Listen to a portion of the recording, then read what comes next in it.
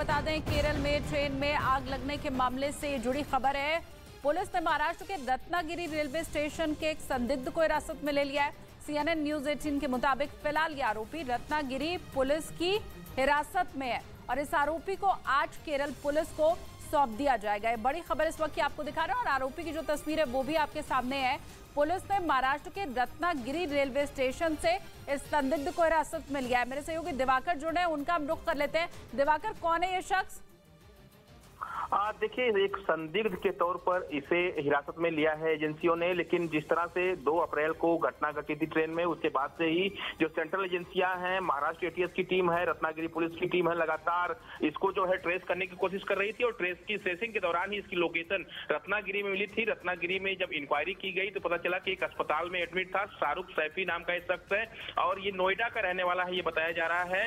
Ratnagiri civil अस्पताल में इलाज करा रहा था, लेकिन इसको कुछ भनक लगी और बिना ट्रीटमेंट पूरा किए ही वहां से ये भाग गया था और रत्नागिरी स्टेशन पर पहुंच गया था ट्रेन पकड़ने के लिए। लेकिन एजेंसियां क्योंकि लगातार इसे ट्रेस कर रही थी और इसी ट्रेसिंग के दौरान जो रत्नागिरी रेलवे स्टेशन है उसे वहां से अरेस्ट किया गया है, उसे डिटेन किया गया है। और साथ ही साथ सबसे अहम बात कि इस वक्त ये रत्नागिरी पुलिस के हिरासत में है और केरल पुलिस आज जो है इसकी कस्टडी लेने के लिए रत्नागिरी पहुंचेगी। रत्नागिरी पुलिस से जो है इसका हैंडओवर लेगी। NIA भी इस पूरे केस में जो है टेररिस्ट एंगल से जांच कर रही थी, तो NIA भी इस ऑपरेशन में पूरी तरह से शामिल थी और इन तीनों एजेंसियों के ऑपरेशन के चलते ही इस संदिग्ध को हिरासत में लिया गया है और आगे की इंक्वायरी शुरू है।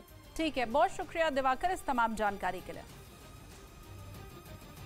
आतंकवाद के खिलाफ भारत और सऊदी अरब के बीच एक ऐतिहासिक समझौता हुआ। यह समझौता भारत की खुफिया एजेंसी रॉ यानी रिसर्च एंड एनालिसिस विंग और सऊदी अरब के बीच हुआ। माना जा रहा है कि इस डील से पाकिस्तान की नींद उड़ जाएगी, क्योंकि अब सऊदी अरब भारत की खुफिया एजेंसी रॉ के साथ मिलकर आतंकवाद की कमर तोड़ने का काम करेगा।